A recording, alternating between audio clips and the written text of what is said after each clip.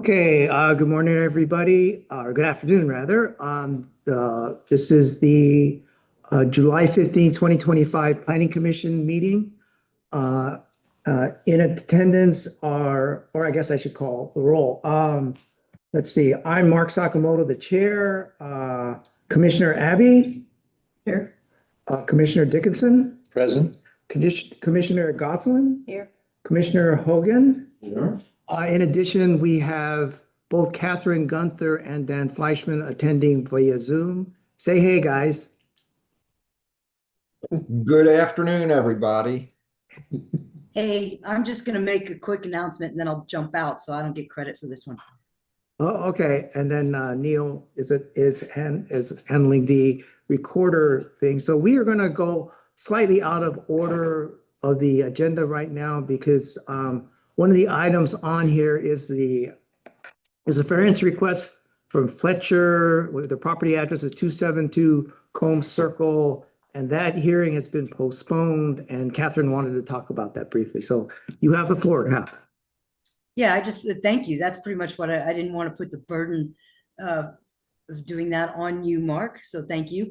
So it is postponed. So anybody who doesn't look like you have many people on Zoom, anybody who showed up to listen in or give testimony, please join us at next month's meeting.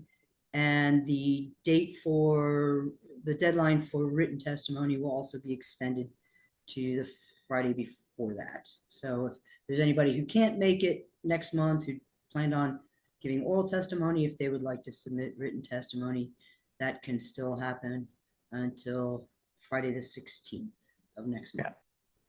Right, and then the Okay. meeting, and the actual hearing will be on the 19th, Correct. August 19th. Yes. Okay. Does anybody have any questions regarding that issue? We're neighbors for that variance, so thank you. Okay, okay, well, see you next month then. But it's not canceled, it's just next It's month. just postponed 1 month. Thank you, guys. Sure. All right, any other announcements that anybody has at this point? We should have just told them that 3 o'clock they should come back, not 2 o'clock. I can do that because they're. Oh, perfect, thank you. Okay. I Oh, I forgot about, I almost forgot. about- That we put that on the calendar, but it has yet to happen. Oh, that's a good idea. That's a good idea. I've made the official request. Oh, okay, okay. Let's see, citizens' concerns, okay, the floor is open to anyone who has a item they wish to discuss, a limited 5 minutes per person on any topic that is not on the agenda. We ask that you give us your name and your address. So is there anyone here who wishes to speak? Yes, Okay, I have a concern about the fence. Oh, I'm Frankie Petrie, okay, and your address? and I have a concern about the fence above the skate park. Some of the boards are getting loose and there's holes. And if somebody was running across, they could fall right through. And I'm not exactly sure which department that might be. I should be addressing. Yeah, you're talking about the platform? The platform out at the state park? Is No. that- The skate park. Oh, skate park, It's okay, up above, gotcha. It's very nice and there's quite a bit, it's getting quite a bit of use. But I was noticing that there's some pretty big gaps where the boards aren't there Hmm. any longer. And There's a code enforcement, there's a form that you can do online. Well, actually, as luck would have it, the city manager is here. Bobby, do you have anything you'd like to say? Email us, we speak. I just, children are over there Sure. almost every day now, and I thought, oh, anyone running, the younger child running, you couldn't be stopped by the fence. And then I got to looking and some of those are pretty loose and maybe I better say something. So I said, Okay. Thank you. thank Thank you. you. All right. Anybody else have anything they wish to discuss? Okay, then let's move on to the new business. the application for partitioning for the Ornelas property.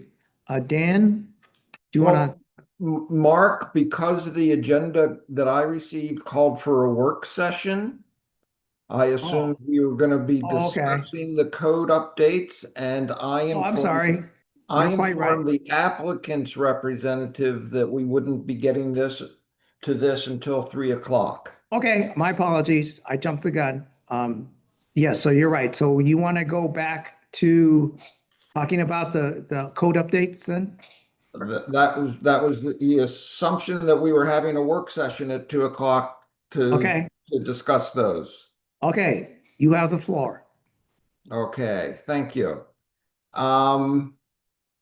And as I believe I informed you last month, I'm joining you remotely because I've been on the road since July 1. And I realized the other week that I did not grab my notes from the June meeting as I was packing up things. They're sitting on my desk at home. So I'm not quite sure exactly where we left off in June, but I'm pretty sure, and I'm scrolling through the agenda right now, so give me a second. I'm pretty sure we got through all the definition changes. Yes. We got through all the discussion of standards for single-family dwellings, whether they're site-built or manufactured. Yes, And so I think we're ready to pick up our discussion this afternoon on page, what will it be? Page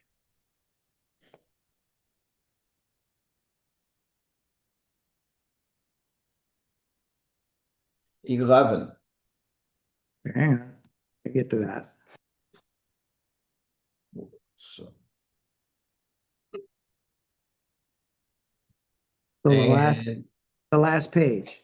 yeah, I mean, that's really about, and then that's really it for that first draft of the suggested amendments that I provided to you after the May meeting.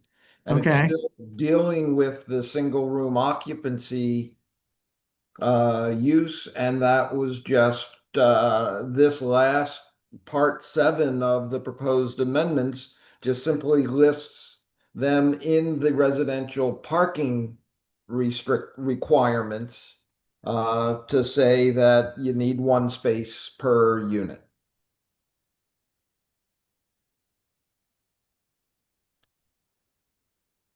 Because I think that Oh. otherwise Okay. we pretty much got through these. Okay, so. Okay, all right. Okay. Yeah, I guess so.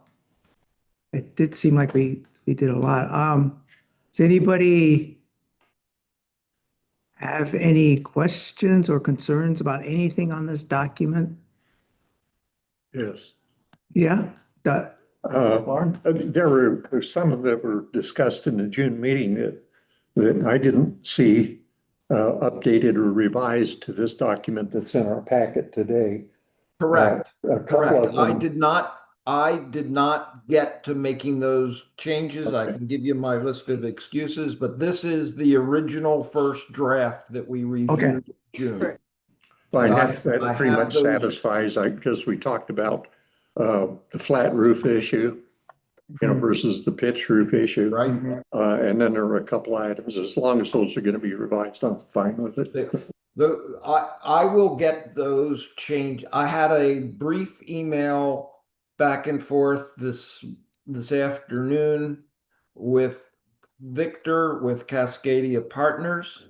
Okay, good.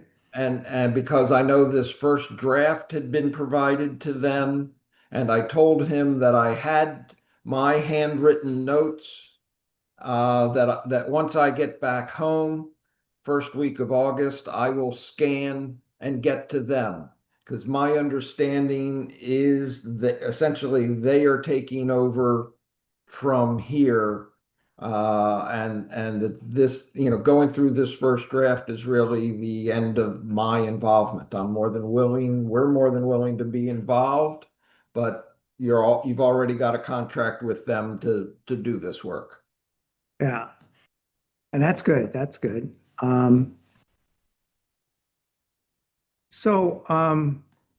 Yeah, that's fine. I don't know if this is the right time to bring this up or not, but speaking of Cascadia Partners, yeah, you were on that email, the last email from Rachel, where she outlined the sections that they were going to work on to update. There were two sections of the code that they were not going to update, which that were not in compliance. The occupancy of recreational vehicles, and then limited land use decisions. And so I guess that those would be two areas that we should be discussing at some point. Since they are not sure why, but they are not going to be updating those two parts of the code.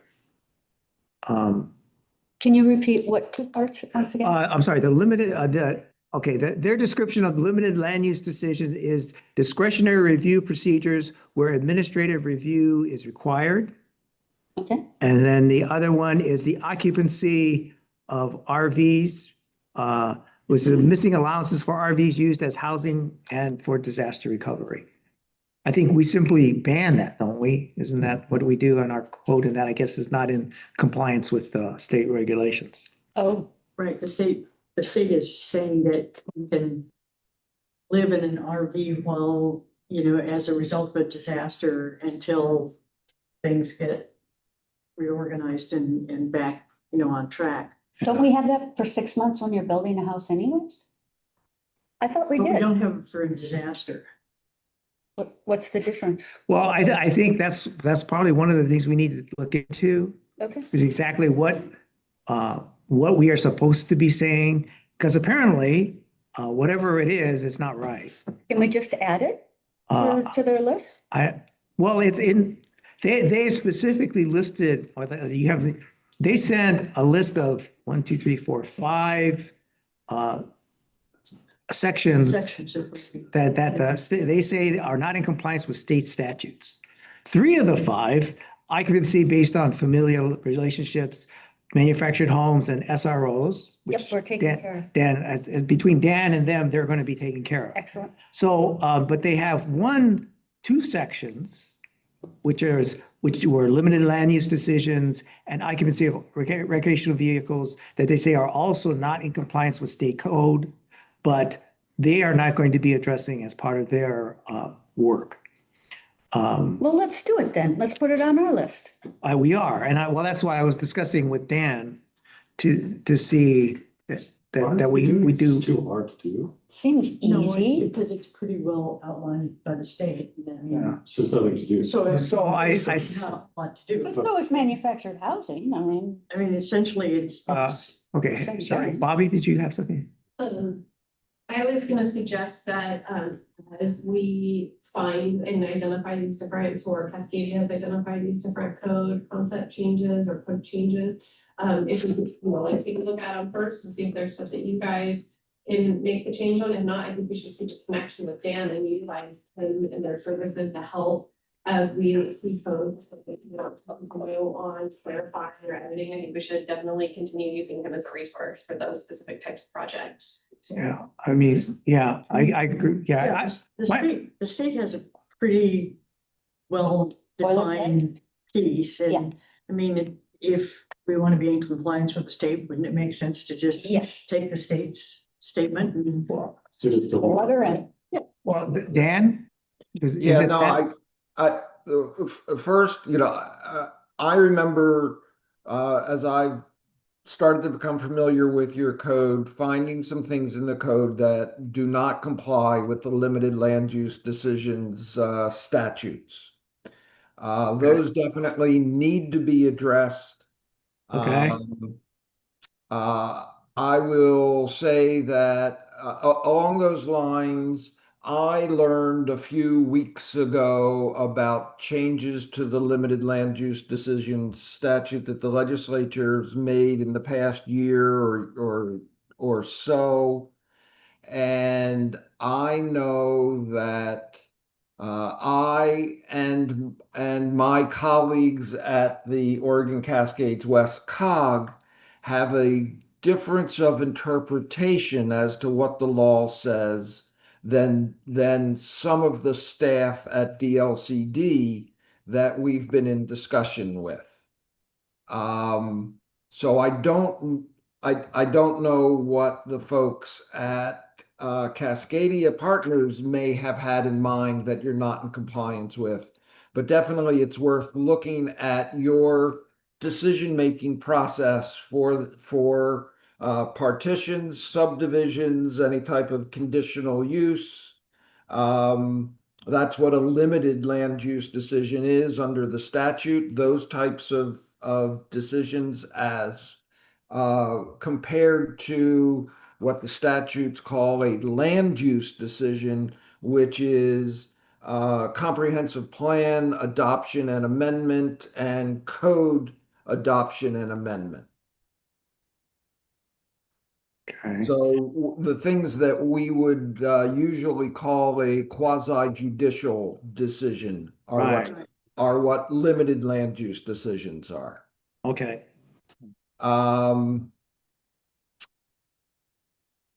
And the other, deals with the statute that now said, essentially the legislature has said that cities have to allow someone to stay in a recreational vehicle for, I don't know the details in the statute, but for some limited amount of time after there's been an emergency declaration or disaster recovery type situation. What I heard someone in the room say, oh, well, we allow them while they're building a house, but when you look at your section of code regarding that, in order to stay in an RV while you're building a house, you have to, you have to have a building permit and you have to be under active construction. This, I think what the statute says, if you have a wildfire or some type of emergency situation, starting tomorrow, you need to allow people to stay in an RV. Right. You Okay. don't have to wait for them to get together Even if- house plans and get a building permit. Okay. So that's what would need to be addressed to comply with the statute. So continuing on what other people have said, would it simply be a matter of taking the current state statute and cut and paste it into our current, with that? Yeah, probably with some minor editing to address, to get it to fit the structure of your code. Do we even need it in our code? Can't we just use that? Just delete it from our code completely? And it's been covered by the state? Well, I'm not sure what the, I- okay, I think what we need to do is look at the language in your code, see what it says, see how it does not comply, and change it to address what the statute says you need to do. I like what Craig just said. Why don't we on some of these things just delete what we have and just There's already a law. adopt what the well, law because says? I don't know, because I think. I don't know what it says, so I. Yeah, well, number Obviously, one. it has to be read. And I've noticed on a couple of things where the city goes a little further in detail about certain aspects of the, We could always do that later. well, could define later. I'd Yeah. rather get that, Yeah, everything just takes so much, I know. but yes. Well, okay, And then the last thing I want to say on this, as I read Rachel's email from yesterday morning, mhm. I'm not seeing where she says that they don't plan to work on these issues. I thought they said that. I might be mistaken. Maybe I'm missing it. Oh, hang on. We've proposed an update to a slide for the work session. Correct. Changes highlight some of the issues that were flagged and that are being addressed with the amendments that I prepared. Please let us know if there are any specific talking points you'd like us to cover. We're looking forward to Wednesday's meeting and discussion, and it just says the items in green were addressed by my first draft. Oh, okay. I don't see where they're saying they're Okay. not going to work on these other two issues. So Okay, well, then maybe I misread it. you need to clarify with that with them in your meeting tomorrow. Okay, all right. Okay, all right, then we'll do that. So let's hold on doing anything about those things until by the way, if you don't know already, the Cascadia Partners will be attending a work session with the city council tomorrow at 11. So all of you are welcome to join. And I will attempt to join if it doesn't interfere with my vacation. God, get your priorities straight, Dan. Yeah, sorry, folks. Yeah, Bobby? My plan, because it's considered a joint meeting with planning commission and city council for the work session, I'm gonna set the room up similarly to how we did for the budget committee when we had extra folks joining, and we'll bring in some extra tables right here, so Okay. we're going to be together. In a circle kind of thing. Yeah, okay, all right, yeah. So yeah, if you can possibly attend it, I think it'll be good. It'll be our first, it's our Cascadia Partners, somebody's attending in person. Okay, good. But I haven't met in person anybody actually. So that'll be nice. So yeah, it'll be a good chance for them to recap what they're going to be doing and find out what our next steps are. So, okay, then let's see what comes out of that meeting, and then whatever, if there's anything that Cascadia Partners says, they don't want to do, or for whatever they don't want to address, but needs to be addressed, then we can just take that up as a commission and work with that and with Dan and come up with a strategy for that. But yeah, I mean, as a matter of principle, sure, I have no problem with just basically taking what the state says and cut and paste it into our things. It just seems like every time I look at that, there's all some little quirk that we throw in as a city to those regulations. And I not being here, a resident for a long time, I don't know what the logic was behind that and how important that is now versus however many years ago when that was thrown in. But I'd like to know before we make changes and ignore that, why those things were put in the first place. Because it obviously meant something to somebody at some point. Okay. Anything more on that? I think we need to discuss the parking space thing. Okay, Kind of at the end there. yeah, I know okay. that's gonna be probably a really contentious piece. Because one of the recommendations as we're going through with Cascadia is that we revise some of our parking space requirements for different homes. Yeah. Well, yeah, like for ADUs and for cottages and stuff like that. Well, yeah, and like a 3-family home having 5 spaces, 2-family home having 4.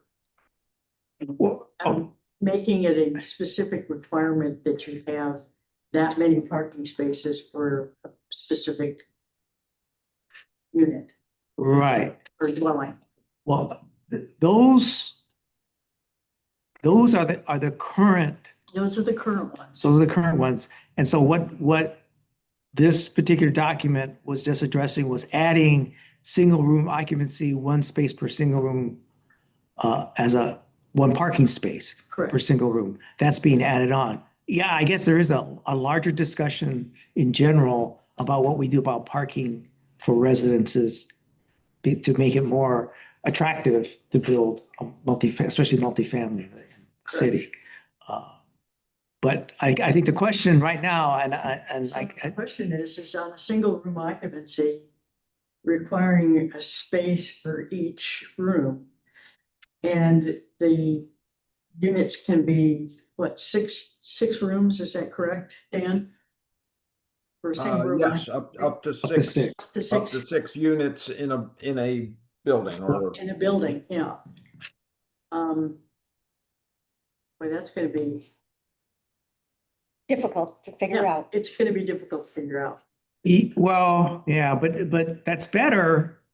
Isn't that better than if we have like a 4-unit apartment? Because don't we require, because right now, according to this, a 4-unit apartment building would require 6 spaces for 4 living units. Mhm. And what we're saying with SROs is that you only have to add 1 space instead of 1 and a quarter spaces or whatever for each room. So it's a little better. Yeah, Lauren? Yeah, I think we need to be pretty careful with this because we all know that our streets do not accommodate parking on the street. And a lot of these ordinances that call for reductions in parking are for places like Portland or Eugene, where there are parking on the street available, and it makes sense there. Our community is different. And most of the roads, particularly on the east side of 101, are too narrow for even 2-way traffic sometimes. So we're going to have to be very careful with how we put a blanket allowance or recommendation for parking in our ordinance. I think we're gonna need a professional on this one because, like you say, some of our areas don't accommodate extra parking. Other areas, there'd be plenty of parking. It's a hit or miss, Well, I road mean, by road, kind of. speaking of Portland, I mean, Block by block.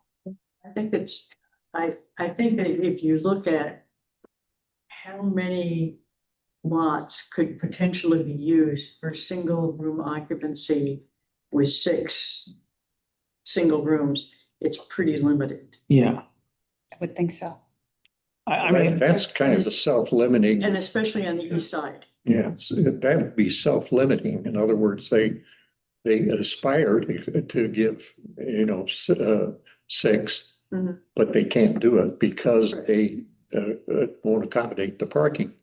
But with these single room occupancies, almost every one of them is going to be for working people who Right. have a car and need a car to get to work. yeah. So we are going to have to accommodate those vehicles. That's my opinion.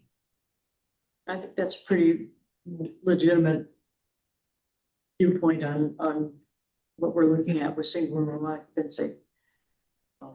I mean, I don't know. I can't, I'm trying to figure out a way, like a happy medium or a compromise on this, but I was thinking like, okay, you have a single family, a 1-family dwelling. They add an SRO. You could say, if you add 1 SRO, you don't have to have parking. But if you add more than 1 SRO to a building, then you have to have some incremental increase in parking. So are we But- talking about single room occupancy or are we talking about ADUs? We're talking about single room occupancy. ADUs, as I understand it, we cannot require, I don't know how people. No, there are some communities that. Well, I know, I know. Dan, correct me if I'm wrong. According to the state, you cannot require parking for an ADU. Correct. The legislature said you can have reasonable standards for ADUs, but those reasonable standards may not include the requirement for an off-street parking space. Yet as far as I know, with a couple exceptions, almost every community in Oregon that allows regulations on the books for ADUs require parking. I have this. I'll answer this way. Many do. The community I worked for when we first wrote our ADU standards did require 1 additional parking space. But then several years later, in response to the statute, and we were making other changes to the code, we took that out to comply.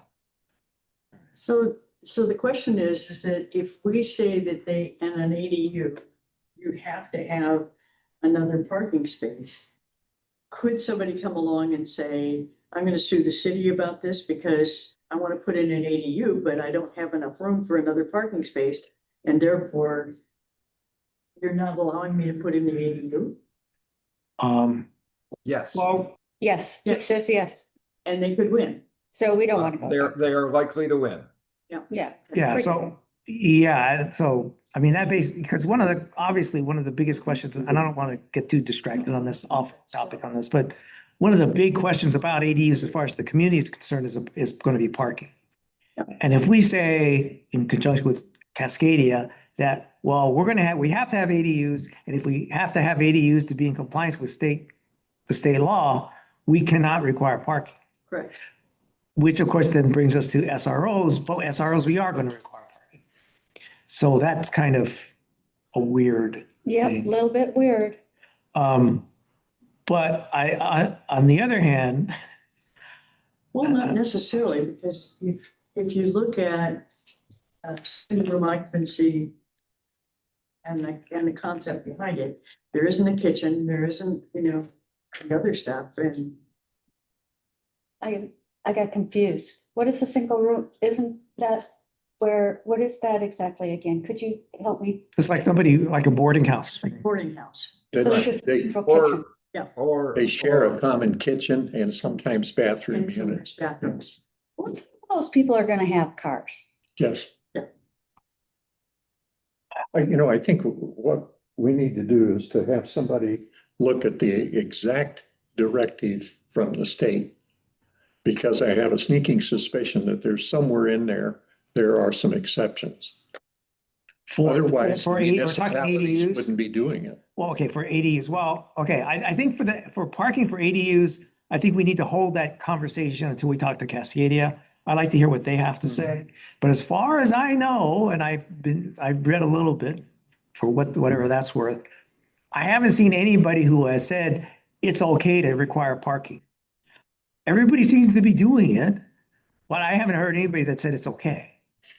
That there's an exception in the regulations about that. Now, the only thing that I can think of, Dan, is that by law, the cities over a certain population are required to have an ADU law. We are not to that point. So technically, we don't even have to have an ADU regulation. That's So our excuse could be, we could call them Yahat's units. And Yahat's units have to have parking, but we don't have ADUs. They could be in terms exactly like an ADU, except we don't call them ADUs. We call them something else, and that something else requires parking.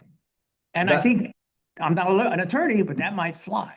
I'm not an attorney, but that's the exact thought process I was just having. And it's been a while since I've looked at that statute, but I'm pretty sure that you all don't cross that threshold, that you have to allow them. So therefore, I think you could creatively argue and hope that you win before Luba that, well, you don't have to follow the statute and therefore you can require a parking space. But that would be a creative argument.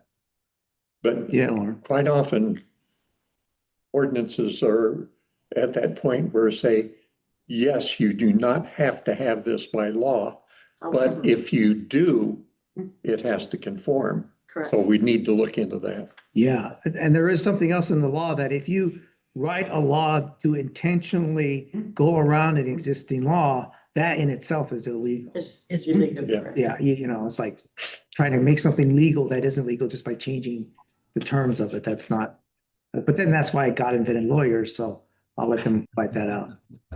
Narrow streets because we're a small town, so it kind of makes sense. It's not just being ordering. No, I mean, I think what part of the argument's going to be is, okay, you have a choice. Either we allow something like an ADU in the city, which pretty much everybody agrees that is good, but somehow we have to have parking. Otherwise, nobody's going to want to have ADUs. The community as a whole is not going to support ADUs. And, frankly, we're not gonna have ADUs unless people want to have ADUs. You can't require people to build ADUs. No. So it's gotta be attractive to people, and nobody is gonna want to be the neighbor who pisses off all his other neighbors because he builds one of those damn ADUs with no parking. So, We've it's a got trade. of those already. Yeah, and I'm sure people aren't really crazy about that And either. there's one up King Street that, has 5 or 6 cars parked there, and then cars parked along, in the slight pull-offs that you have to get around another car that's coming down when you're Yeah, going up. yeah. Well, they might have too many people. I'll start with. Well, they've got a bunch of ADUs in there too. How many did they have? Well, since they're not legal, there's no way for us to know. Right, right. Which is a whole nother. And they'd probably never be legal. Well, yeah, That one. Yeah, that was a pretty spot if we require. yeah. So, Good question for Cascadia Partners. yeah, I think that there is going to have to be a long conversation about parking regardless of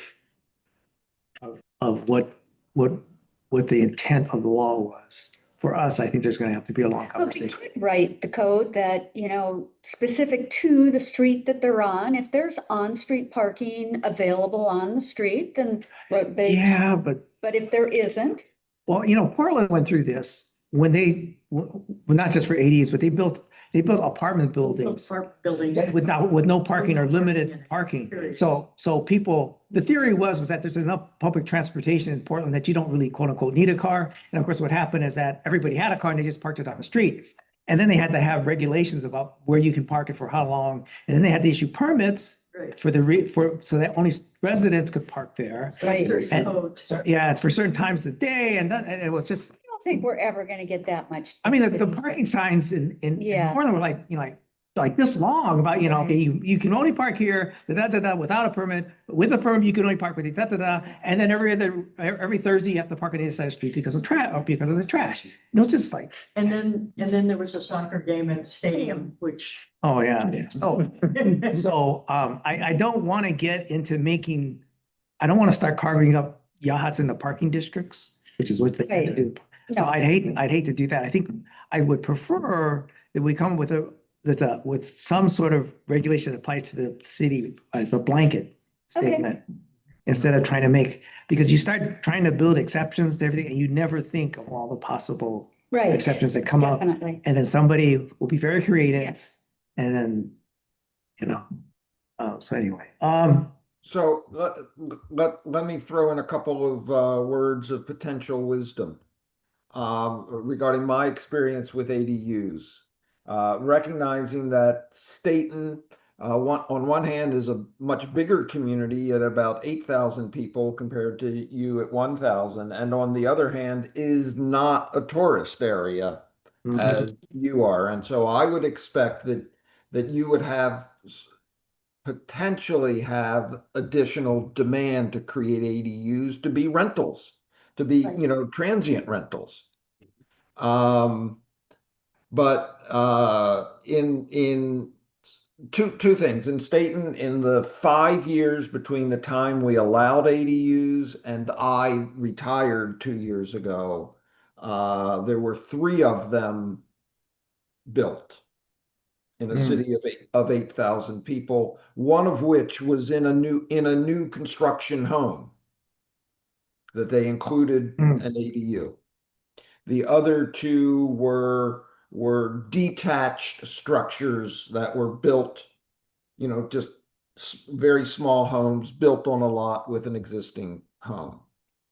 The second point that I want to make, and again, I don't know how well this will transfer to Yahats because I'm not as familiar with the community, but like Yahats, for a single family home, we required 2 off-street parking spaces.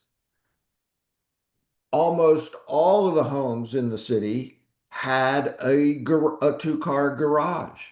And so with a 2-car garage and 2 parking spaces in front of the garage in the driveway, there were already 4 parking spaces. And so we did not have to require a new one, even when we had the requirement for a parking space in the home, we did not have to require them to create a new parking space. because they only needed 3 and they had 4.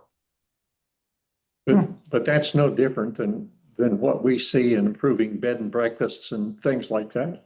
That's We recognize that the parking spaces in the garages too. Yeah. And that additional requirement is usually right behind the garage, assuming it's outside of the yard. Mhm. In other words, it doesn't infringe on the yard. Right. So I think we all already accommodate what Dan is suggesting here. Yes, I think it would be really interesting to find out how many people have ADUs already. me too. Oh, yeah. I would love to find out how There are many. more here than you think there are. Oh, yeah. I've talked to a couple of real estate people Oh, yeah. and they say, oh yeah, everybody's got them. Get there. Yeah. Yeah. You But know, it would be kind of fascinating to find out. I have a great deal of faith in the people taking the opportunity to make some money and putting in an ADU. Or just to accommodate whatever. Yeah, I'm sure it's, so, yeah, I've thought a lot about that is, you know, if we do make ADUs legal in the city, what do we do about the existing ADUs? I think from a planning perspective, it would be nice to know how many of those there are out there. Yeah. Because, you know, in terms of deciding how much housing capacity there is in the city, we're assuming that a single family residence is a single family residence. But if it's really a single family residence with an ADU or even an SRO, that they're just off the books, that makes a difference.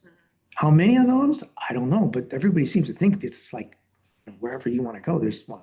So it would be nice to know what that is, but I have not been able to come up in my mind with an easy way to find that out. They're not going to volunteer that. No, I was thinking, well, we could license them, but then they just won't get the license.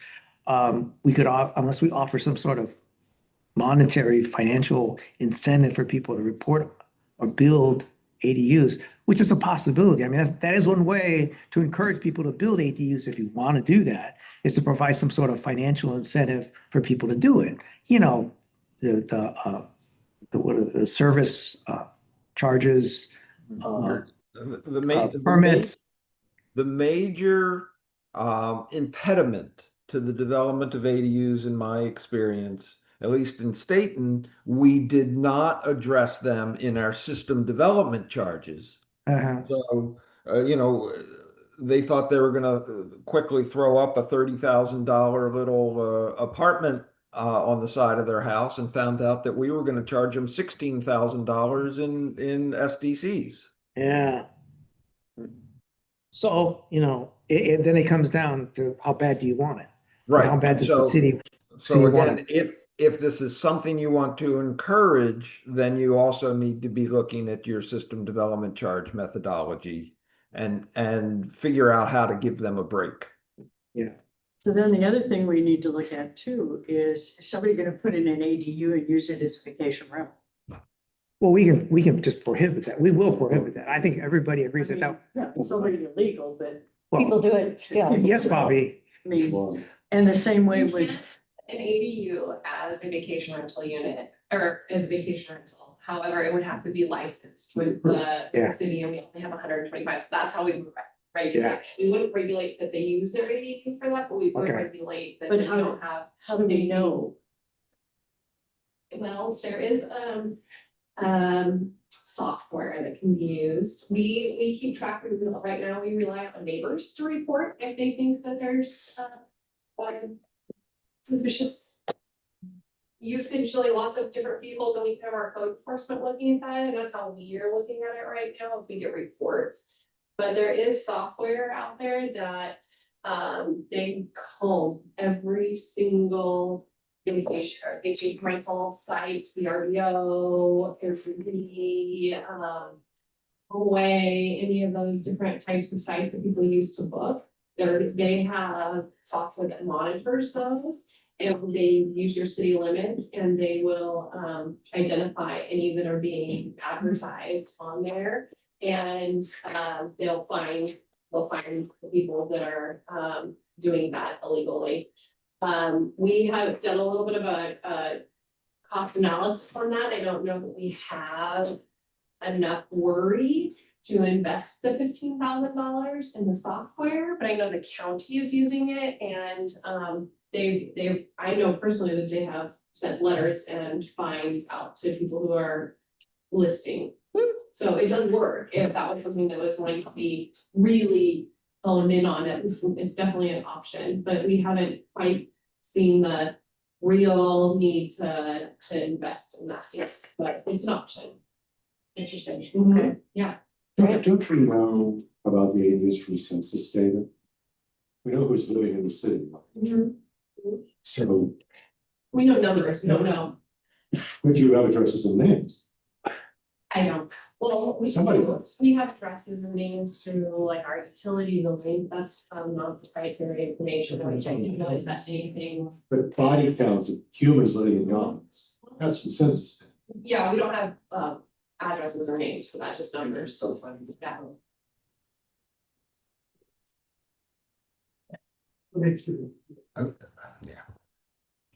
I think that's something that if we suddenly had an inrush of ADUs after we, allowed them, that would be something that we might want to look at to make sure that they're not being used for short-term rentals. Yeah, and that would be something that I would suggest the planning commission, if that's something we really want to be watching out for, making the budget request for that in the budget season. There's no way to work with the county to be able to expand there. Okay, too bad. I'm sure for a small fee, they'd be happy. Well, of course, for a small fee, I mean, if it was a third of Relative. the cost of the whole thing and they could monitor it for Um, us, that'd be great. I mean, they have the assessors go to all the city homes, so why couldn't we maybe potentially hire them to do the monitoring for a small fee?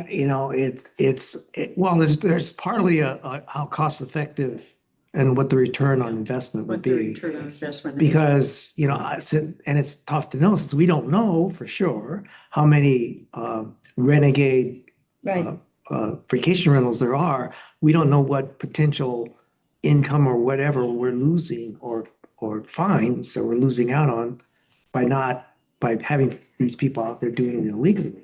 yeah, Of course, the only way to find out is to buy the software and run it but for $15,000, plus I assume there's an annual fee for maintenance, are we gonna make back our money? And then is it worth it? How much, is it worth it to go through all of that? well, the other question on this whole thing is, okay, so people build the ADUs like we already have, which we think is a high number in the city, and they're still just used for family and friends. And the homes are still 60% unoccupied year round. So, I mean, did it really solve anything? There's so many questions that are unknown. Well, yeah, I know. Well, I guess it's just like a lot of other stuff that Cascadia Partners has suggested, changing parking requirements, increasing density, da, da, da, da, da. There's an argument about how much good is that going to do Right, in a whole. But it will do some good. yes, And the alternative is doing nothing at all. right, Which I think everybody agrees is not an acceptable thing. So we need to try to do something, and that's part of it. part of it. But it's not going to fix the housing problem in the city. Nope. I don't think there's anything that we can do within Title IX that is going to fix the housing situation in Yachts. It's a much bigger topic than just Title IX. Yeah, And Title IX really is all we've got to work with. right. So, what they're planning, what Bobby's been working on with the water tank, north of town, that is the sort of thing that can make a big difference. But, that's kind of outside of our thing too. We can certainly have input into that, but that's the kind of scale we're talking about. Adding an additional unit to making a 3-unit apartment building, a 4-unit apartment building, or putting in ADUs or SROs or whatever, that will help. That's not going to solve the problem. Under rental permits, at the moment, it's illegal to rent your place if you don't have a permit. But do we have a regulation making it illegal to list the site? In other words, could we prosecute Airbnb for this? We don't have that currently. I don't know that we could could, I mean, it might be something we could look at. If we could, We then have to get that monitoring. they to- would police it for us. Get it off of our backs. Yeah, we have to have that monitoring, so that could be something to consider. House aware.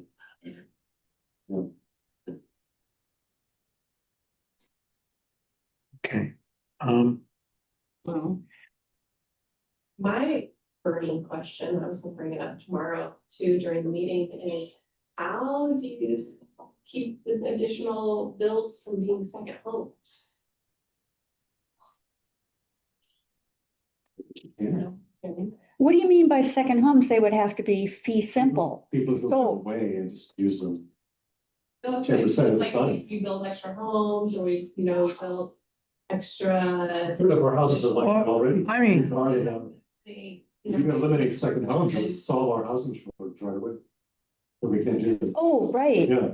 Well, do you mean like for family and friends? Yeah. Yeah, Like I that's just said, yes, second yes. house. I think most of them are that way. I know mine is Yeah. that way. Like half the time, it's a lot, yeah. Yeah. I read about a city a resort city that tried to regulate second homes. And they came up with some regulation, and the following year, the entire city council got voted out. It did not go over well. Yeah. It's, yeah, it's, People with influence to have second homes. and you know, it's like at least half the city is that way.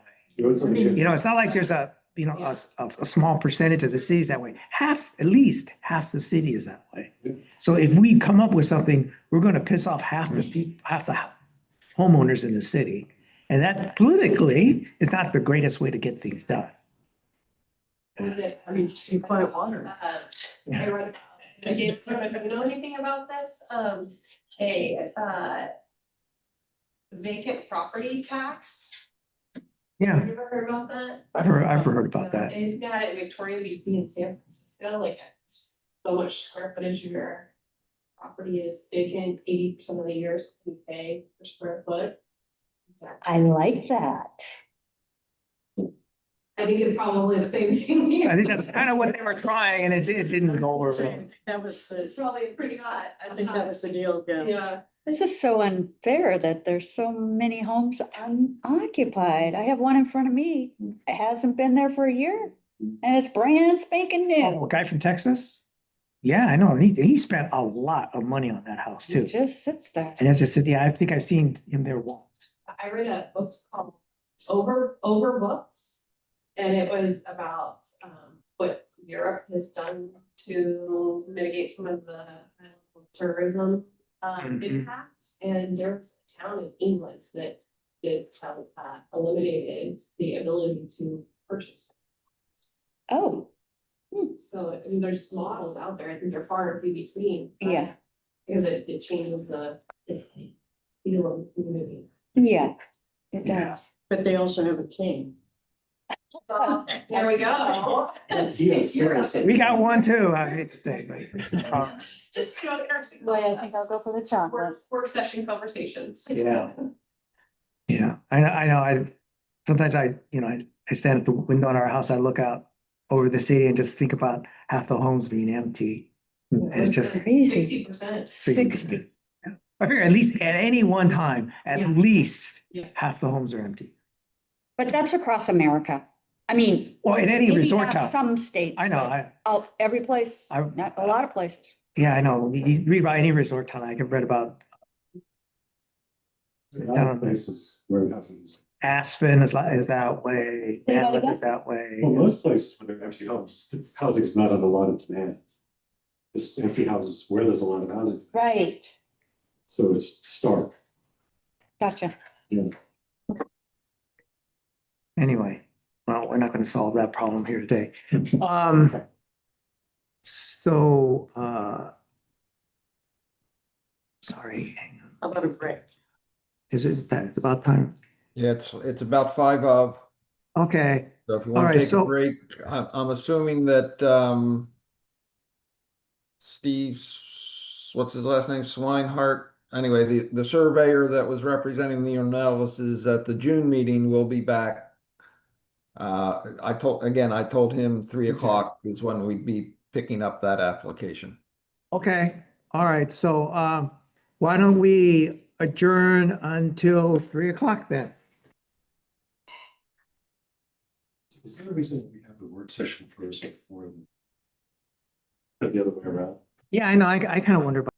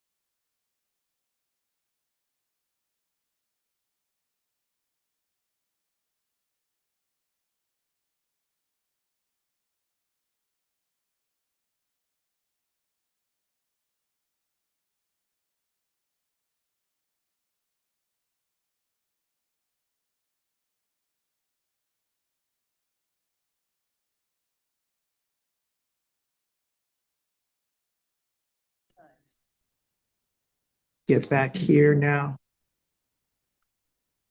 Okay, we are back in session. If I can find my agenda. Oh, here we go. Okay. So, let's see. So now again, we have postponed the Fletcher variance request at 272 Chrome Circle until the next planning commission meeting on August 19. So if there's anybody here that joined as a result of that, just to let you know. Any ongoing business that we need to discuss at this point? If not, we will go on to new business. First item is the partitioning application for the Ornelas property. Dan? You're muted. Here I am. Yeah, there you are. Yes.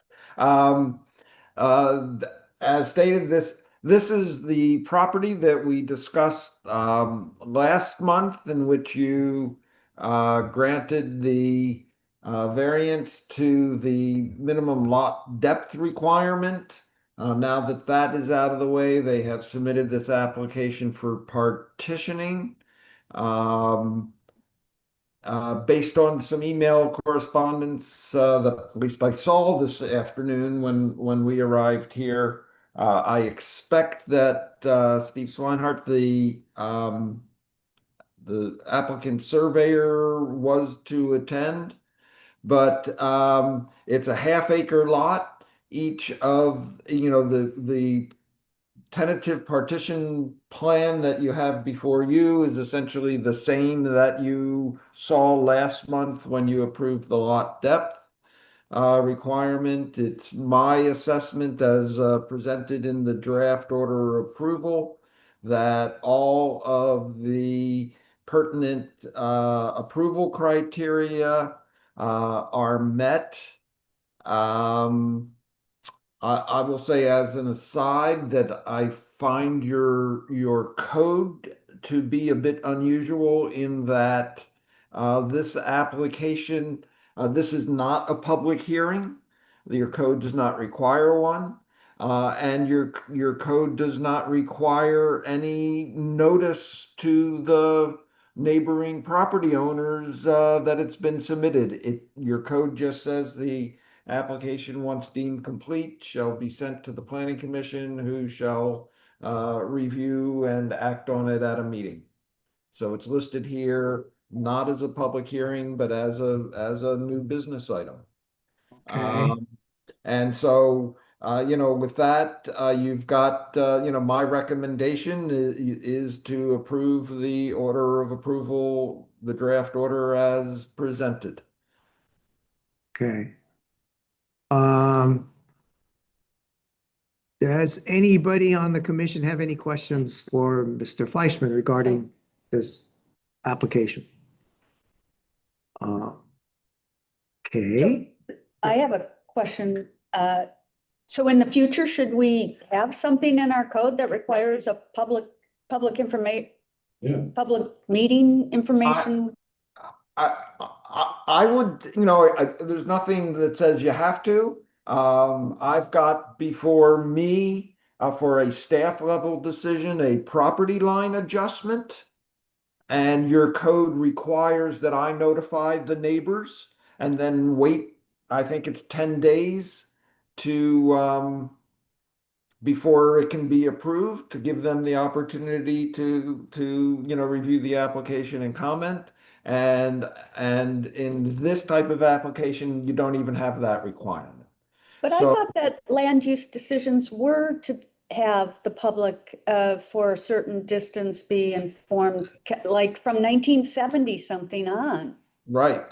Typically they do, but when you look at your code for the section on partitions, there is no notice requirement and no hearing requirement.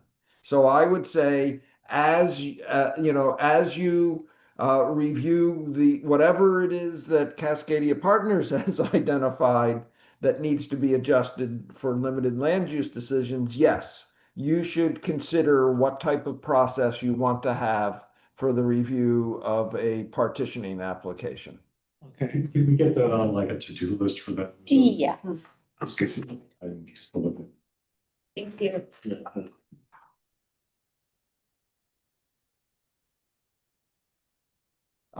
We were just working a few months ago with the city of Toledo, who, you know, I got just pulled in when another staff member was working there.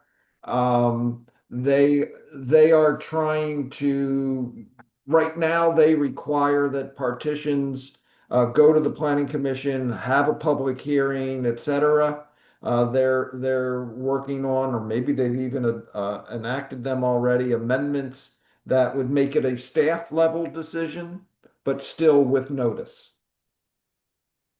Like your code does for the property line adjustment. You know, so that would be one option.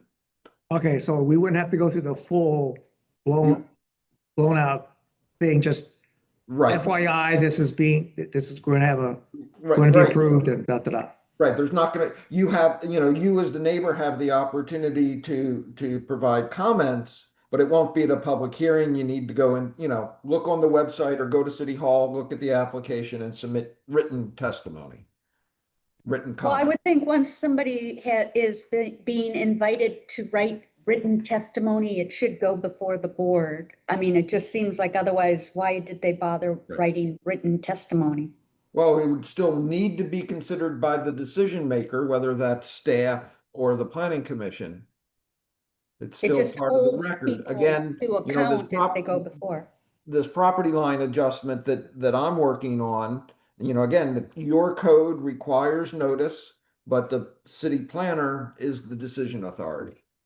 So if you had comment, did you get any comments on the property line adjustment? I did not. What would you do if you did? But no, I would I would consider them, note them in the decision. Actually, I did get an email from someone saying, "Oh yeah, we don't care," essentially. Which is easy. Right, and so I said, notice was provided to the neighbors. And we got response from somebody saying they have no concerns. So that's noted in the findings. So then it would, in this particular instance with that property line adjustment, it's basically up to you whether or not you take that complaint any further. If not, you would approve it, and that would be, I mean, that we on the commission might see the decision, but it's basically you would see complaints and you would decide what, in that particular circumstance, whether or not it required some further action. Right, right. You may remember for the Ornelas lot depth variance that you addressed last month. There was written comments from one of the neighbors. He happened to be at the hearing in June, but my response to you and what I put in the draft order was there were comments from the neighbor that did not address the approval criteria. Okay. You know, someone can come in and say, oh, there's a whole bunch of, we love watching the squirrels run around on that vacant lot. Please don't let it be developed. But that's not one of the, Yeah. that's not one of the approval criteria. You need to acknowledge that they've, what the decision maker, whether it's the planning commission or staff, needs to acknowledge this is the comment we received. And it did not address the approval criteria. Or if it did address the approval criteria, here's our response. Okay. Out of respect for time, because I think Mr. Ornelas is here, can we put a hold on this conversation and then just finish up Sure. with this application? And then if we want to, we can discuss this whole thing afterwards. Yep. So Dan, can you, is there anything else we need to consider with this application? I don't think so. You've got my recommendation for approval with a draft order. So unless you have other questions or unless there's somebody in the room or whoever is also on the Zoom call, has comments. You've essentially now got my staff report and recommendation. Okay, so anybody, any other questions regarding this application from anybody on commission at this point? No. Okay. Is there anybody in the audience that wishes to make a statement regarding this application? Okay, then at this point, it appears that we need to make, we need to make a motion, right? Yes, that was Okay. the next step would be a motion on what you want to do with it. Okay. And you've got a number in my staff, at the end of my staff report, you've got a number of options with a motion for each one. Okay, okay, so, would anybody like to make a motion?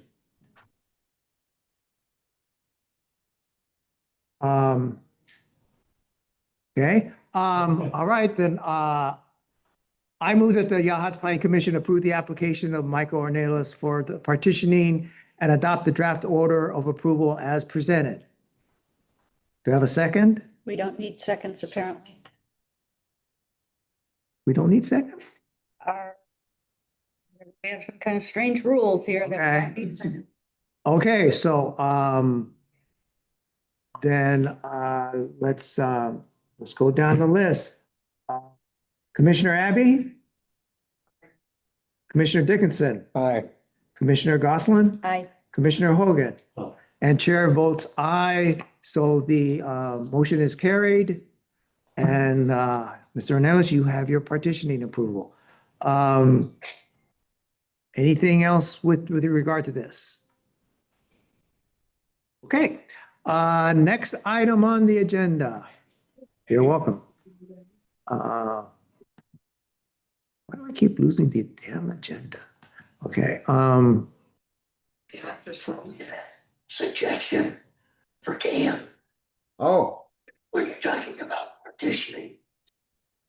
Then, when you're talking about staff level approval, possibly for minor partitions as opposed to major partitions. That does kind of get closer to a subdivision where you may want to have the commission do the full approval. Hmm.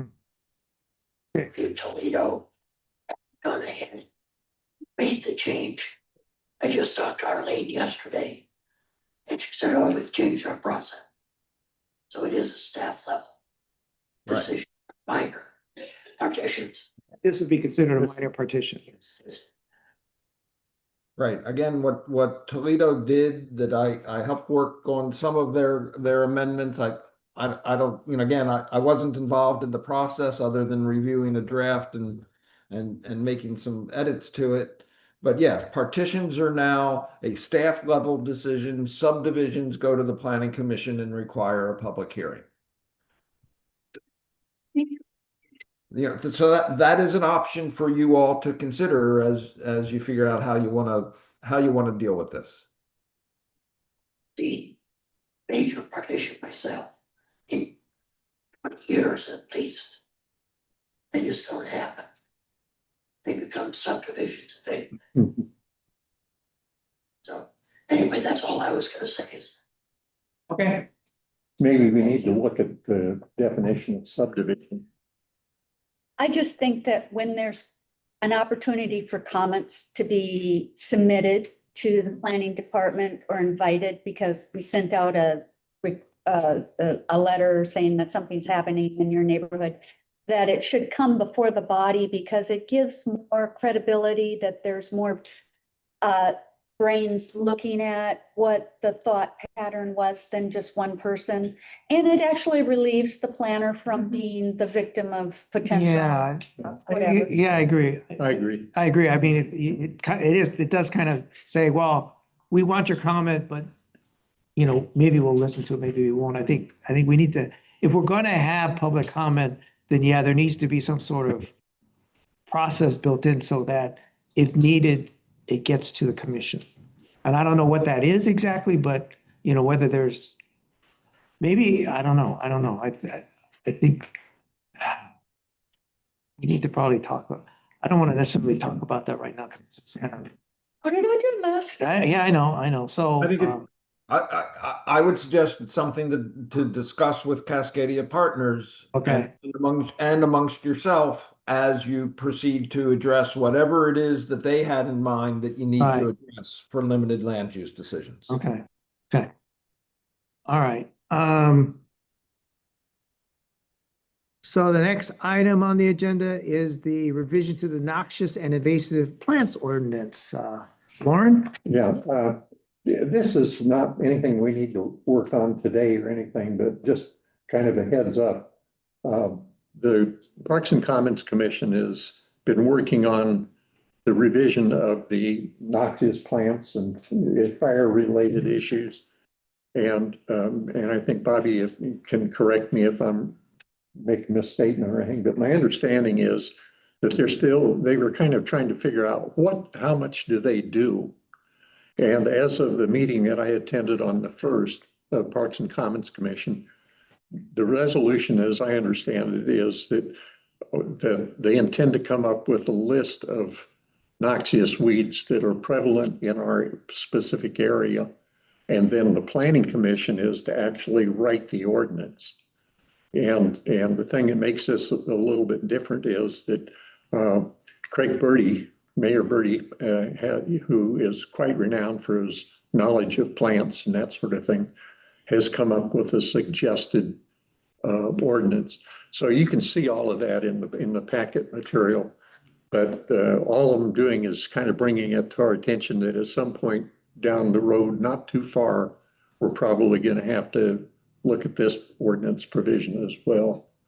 And it looks like we'll have plenty of input. Excellent. I haven't heard anything back from Parks and Commons. Have you, Bobby, at all? No, I have not. Okay. I just, exactly what you said, it's the summary of what was stated. Okay. As soon as I hear anything from them, I'll let everybody know. Now, is what I'm looking at in 5.08.110 noxious and invasive vegetation, is that the present list? Yeah, Is that the one that, I printed out the existing ordinance. okay, It's the ones with the Great. brackets that I Yeah. included. And then the concern that Mayor Bertie had in some very brief discussions, informal discussion I had with him, is that he thinks it's too long. And it's too much in detail. And hence, I think if you look at his proposed ordinance wording, which we can go over another time, That's but the, just kind of be aware of it. down was his proposed ordinance. Yes, yeah. so there's 20, wow, there's a lot of stuff on 26 different. Well, there's a big difference between the noxious weeds that are classified in different documents, related to yeah. the entire state. Right. And the thing that the Parks and Commons was concerned about is why would we be listing something that's way over in the eastern part of the Right. state? Let's select a list, a reduced and more concise list of the weeds that we see here. So I think it's really up to them to tell us if they want these included and what is to be included. And then we will essentially write the ordinance. And the draft of that is at the city. In the draft, Frankie said, and the draft of that is at the city? No, there's a proposed ordinance by Mayor Bertie. But that's not, there's no particular draft of any changes or anything yet. Wow. Does the public have access or is this just for us? Well, right now it's just an advisement, but the public always has access to anything that was put in any of the commission meetings, and the documents I pulled out for inclusion in our packet were the same documents that were in the Parks and Commons Commission meeting on the July 1st. I'm looking at this. Yeah, I'm looking at this list that the mayor came up with. And there are some things on here that are really, I understand that they may be considered noxious and invasive, but my God, Queen They're Anne. your plantings, are they? No, Queen Anne's lace. I mean, you know how much Queen Anne's Which lace one's is? it's all over. Letter U on the list, on his list? Yeah, I was wondering, how do we get rid of all this stuff? I know, I mean, pampas grass, I Well, guess. no, this Old is, man's this, beard, but the one you're clematis? looking at, Mark, I think is the Is the one from the statewide list. Is the one that he feels is too long. Yeah. Oh, so he feels it's just too long. Statewide Okay. list. Okay, all right, all right, all right. This was the end, I think. Yeah, the last page. It's- Oh, okay, I'm sorry, I didn't go far enough. Okay, all right, that looks better. Yeah, the last page of the information that I gave you back that was given to me is that one that's turned sideways on. Okay. And that kind of gives you a better feel. You have those in my yard. We'll be looking. Okay, all right, that's a little bit. Yeah, you might have none in yours, but I have a few in my yard. That I planted. There are some that are missing from this that we have in our yard.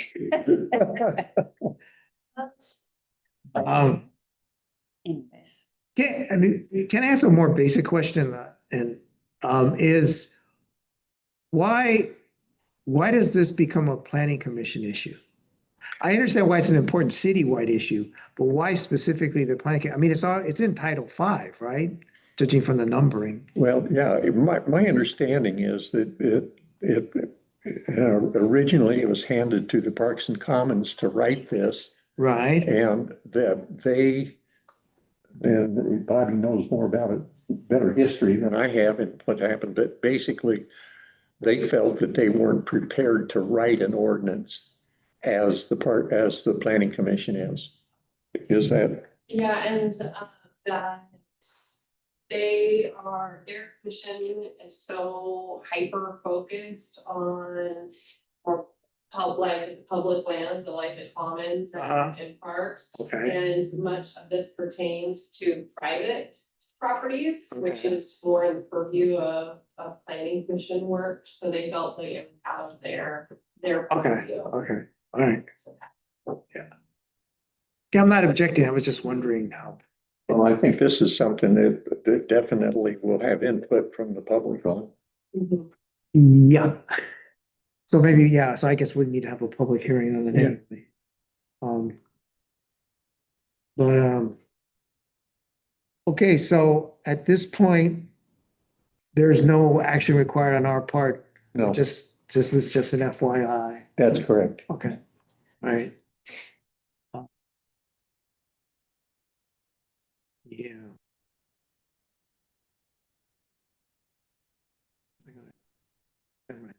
Okay, does anybody else have anything they want to add to this conversation? Okay, if not.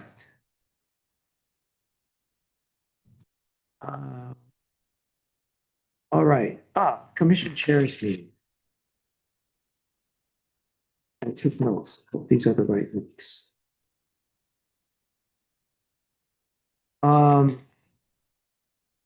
Let's see.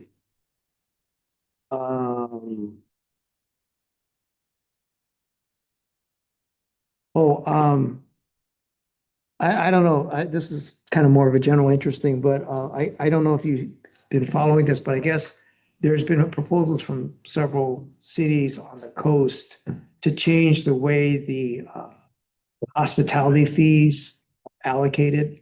Oh, good. But unfortunately, it did not pass whatever legislative process it was in. I think it was probably in committee and it did get out of committee. So they're going to pursue it again, but for now, that allocation remains the way it was. Let's see, the final plan for the commons has been presented and is in the works. The water tank development, they're gonna clear 3 spots to test the soil to see if it's suitable for building the tank. And they're gonna build a road up to those points for access. There's a city volunteer barbecue is on August 14. And let's see, the library work, as sure as everybody has seen, is progressing nicely. They're working on the interior now. And they seem to be all pretty much on schedule. I think, at least in my neighborhood, we've noticed that they're starting to work on the streets, patching, so forth. So that's nice to see. And I guess there's a lot more to come of that. The crosswalk light, that I Yeah, think it was Craig's idea to put the flags out there. So we have flags now until, That came from our good old Dave Buckle. oh, okay. So, we are just, we have the light or the parts that need to be replaced to fix it. It's just a matter of scheduling the work. And let's see, is that the city's responsibility or ODOT's? it's our light, right? We own the light. Oh, really? Yeah. We had to get ODOT's permission to put it in. Right? Yeah, but it is our light. It's within the city, so it's our infrastructure. So, yeah, so hopefully we'll replace everything and everything's gonna be fine, right, Neil? Let's see. But they're reviewing, I think I got this right, that the public works projects are being reviewed, the priority of the projects are being reviewed to make sure they're in line with the city council goals. I think in general, the city council would like the commissions to look at their priorities in relation to the goals of the city in general, make sure we're all in alignment. So that if there ever is a question about what are we going to do first, that it stays in line with the general goals for the city, which makes sense if you think about it. But that's an effort we're doing now. They have looked at the medical supplies in the connexes and they've reorganized them and put them in, I think they rearranged them and put them in containers and now it's a little better organized. They're looking at coming up with written emergency procedures to be stored in the connexes so that the people that go in there, even if they're not necessarily trained, will at least know where everything is and how to find things. They're also looking at coming up with some way to make the connexes more accessible to more people. So that in the case of emergency, it won't be just a couple of people who have access to them. More members of the community can come up there and actually get in because it doesn't do you any good to have a connex that nobody can get into. They're also, I guess, especially the one up on Radar, I guess it's a little rusted out and worn. And so they're looking at doing something about that, either repainting it or looking at repairing whatever needs to be repaired. But they're a little worse for wear. They're also working on an emergency shelter plan with the Red Cross. And I think that right now, I think they're looking at between the Presbyterian Church, the Baptist Church, and the green space, figuring out some sort of emergency housing in case of a disaster. And they're going to have run a simulation of setting up emergency shelters on schedule for tentatively October 9th. So they're progressing nicely on that. I think that was pretty much all I had for the commission chairs. I guess we don't have a planner's report, which is fine, I understand. Is the planner contracted to continue on? I don't know, Bobby, can you give us an update on what's going on with the planner? But then, at least for next month. Yeah, so we're continuing on through July with Dan, and he's seeing through the projects that he's started, and Catherine working her way back in slowly and taking on new projects or new applications that may come in. Neil's covering the front of the house and will continue to be working as a customer service part of the planning department. He's part of our planning department now officially, and has been doing a really wonderful job of answering questions really promptly and finding answers and really learning the code. And he's been working great with Dan and Catherine. Catherine's working her way back in, and I would really love to keep Dan as available to help with larger projects that might be beyond the regular variance applications or permits or that are being processed. If we have any big code projects or anything, I think he'd be a great resource for us to continue on with this as needed. Welcome, Neil. Okay, Bobby, have you gotten a new IGA from the COG yet? Yeah, I saw it come in when I was on at my conference last week, so I'm just getting to that. Okay, all right. I mean, again, because I've been out of communication, I had no idea what got done. So great. Thank Okay, you. super. okay, there's a draft meeting summary has been distributed. So if you take a look at that, see if you have any suggestions or corrections. The issues list. Wetland inventories, completing the wetland inventory. I understand Catherine is still answering questions from the Department of State Lands regarding that. So it is not complete, but they are working on it. Let's see. So a lot of this stuff is, the application fees, the update to the application fees. The fee update has been completed.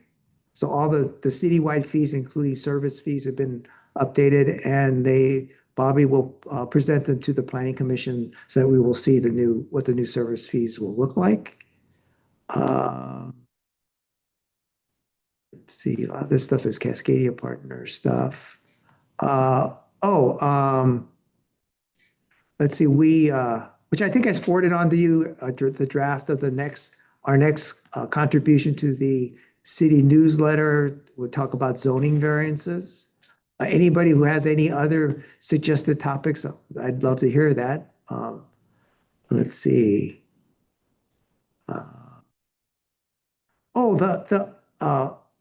The final updates to the municipal code. They are not yet, we approved them, but they're not yet actually included in the code. As I understand it, something has to be approved before they actually are incorporated. No, so they're not incorporated. So I guess we're all wondering, why aren't they included yet? Sure. So they were approved here. Right. Approved, and they have to get put into an ordinance, and then the ordinance is just the ordinance is signed and approved, and they can be officially into the code. So they're in the code as new law, but then we have to get an ordinance through, and that will happen here soon. Okay.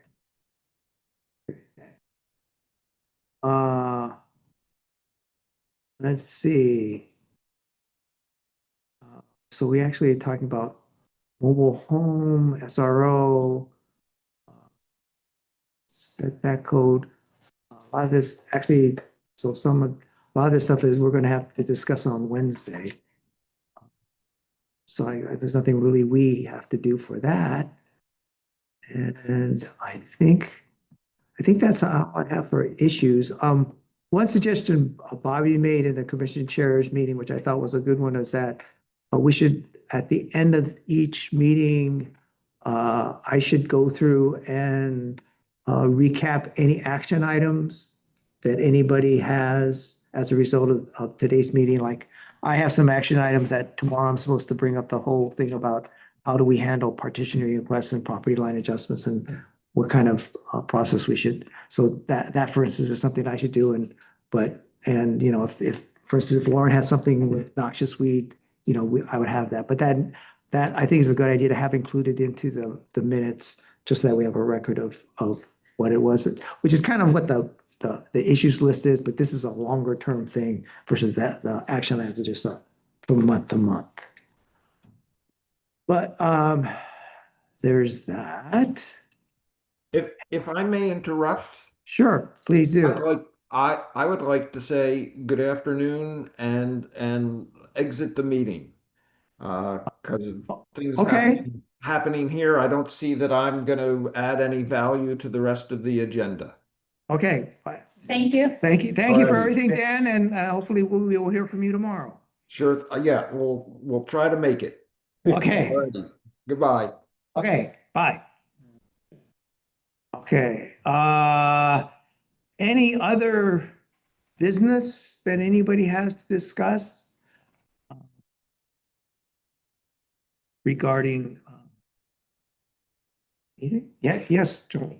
Bobby has volunteered to be a participant with Habitat for Humanity, Lincoln County Housing Authority, Lincoln County Municipal something, and Northwest Coastal Housing. So they're bringing a collaborative approach together to look at how they can bring on affordable housing, and it would sure be nice. And so that's gonna happen in this next month. And then in October, maybe Bobby, maybe yourself, maybe the mayor will participate in some kind of discussion on that. Right now, they're just doing exploration as to how to bring these organizations together and see how they can, work on affordable housing. But the really important thing and exciting thing is if we could somehow, the planning commission and the public find property within Yachats that could be purchased, donated, some way for affordable housing. Because once this organization comes together and they come up with ideas, they're going to be looking for a place. And Yachats is a place they have not participated in yet for affordable housing. So, I mean, they just broke ground on 2 houses in Walport. They have like 23 up in, they have a large one with the hospital and up in Lincoln City. So it's time Yachats gets in the mix. So we should do a little work session on where there's some properties that we could start to explore. There are people in the community I have talked to that would be willing to donate money towards this. And maybe there's even somebody willing to donate part of a piece of property with some, maybe the whole property, maybe part. People are interested in affordable housing, so there you go.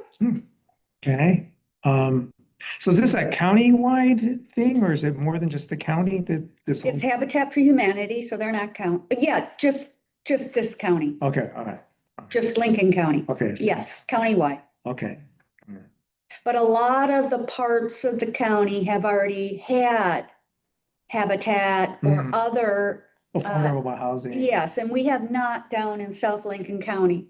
So we would be, a favorable applicant if we showed an interest. But we do have to participate to get something. We can't sit idle and get something. They do require you to show up at the table. Okay, And we have a map that shows vacant properties. mhm. And, we'd want one that would do maybe a short-term housing of 6 units or something. That would be a great thing if we were able to pass that, or not short-term, the one where we have all those little ones and then The cottage, cottage cluster, yeah, that would be, or something like that. okay. Do you think they would want to build on the property that the city is in the current purchase agreement with, where the water tower is going to? Yes, I thought that would be a great opportunity. If that, is geologically sound, I think that would be an amazing space. The geotech will be here for 4 days, August 18th, doing all the study sites. And they're also going to be doing geotech at, outside the commons in a couple different locations, just to find the stability for the commons master plan that's being. I mean, that would be amazing if something like that, I mean, you're already setting that up for, that would just fit the bill. Yeah. It'd be like a capacity extension for us, then we wouldn't have to do that part of it. There you go. They can do that part of it. Yeah, they have all kinds of, they have all kinds of resources, all kinds of models set up. There's different ways to, deed that out as to who would be eligible for it. So yeah, they've really expanded their repertoire on ways that people can buy into affordable housing. it could just be, it could even be deeded for restaurant workers or for hotel workers or for, you know, one house for restaurant, one house for hotel, you know, whatever. They've gotten very creative. How many people have expressed an interest in donating money? That's an interesting. There are people I have had conversations, and I know at least 3, that is a number. Hmm. And I haven't like been out there talking with people about it. Just comes up with the Strong Towns Committee and, you know, because I'm on the Planning Commission and Habitat, that just comes up that people are interested enough that they would be willing to participate. I think our community here, Yachats, is very strong. And I think that there is a known desire to help. We have had issues for so long with our workforce being able to live here. And I think there was some hardship with the low income that went in on the north end, that it wasn't available to the workers necessarily because they Yeah, make too much money. Yes, that's all, I think that's all Title IX housing. Right. So it's, yeah, you have to be below the poverty line, or so much percent of the poverty. So line. I know that there's been people trying to work on it, and this would be a great opportunity to pull that together. And I'm totally committed to trying to move this along. I'm excited. I guess, I never thought about having people actually donate money to something like that, but I suppose if you had a specific project, like a specific building or specific property that you could go to people in the community and say, hey, we'd like to build something. Yes. Yes. And would you be willing to contribute for workforce, specifically for workforce housing? Yeah, maybe people would be interested in that. I know I am. I don't have much money and I'm willing to do it. Yeah. Well, okay, yeah, as, if, and hopefully if we proceed with that, or the property with north of here, that might be an interesting approach for at least one of the parcels, how to get something built. Because, if we could raise a substantial amount of money. Yeah, I mean, it's definitely not going to be quite buildable for a while, like it needs to have. Yeah, I know. Road and infrastructure and stuff, so if we wanted to do something sooner, or if they're willing to invest in the getting it buildable, going with the road and infrastructure. I don't know if that would. Maybe some of those, Use a discussion to have. yes. Yeah, When you have the discussion at the yeah, collaborative, some of those other entities might have funds for that. Habitat doesn't have funds for that, but they have funds for the building. And maybe that's what the donation effort is for the infrastructure to get to the building. Who knows? right. That's the discussion. Yep. Okay. Sure. Hmm. Excited to be part of it. Thank you. No, thank you. And that was the conversation I wanted to have, so you're out of time. Kill 2 birds with 1 stone. Okay, okay, anything else that anybody has? No? Okay, well then, that's a wrap.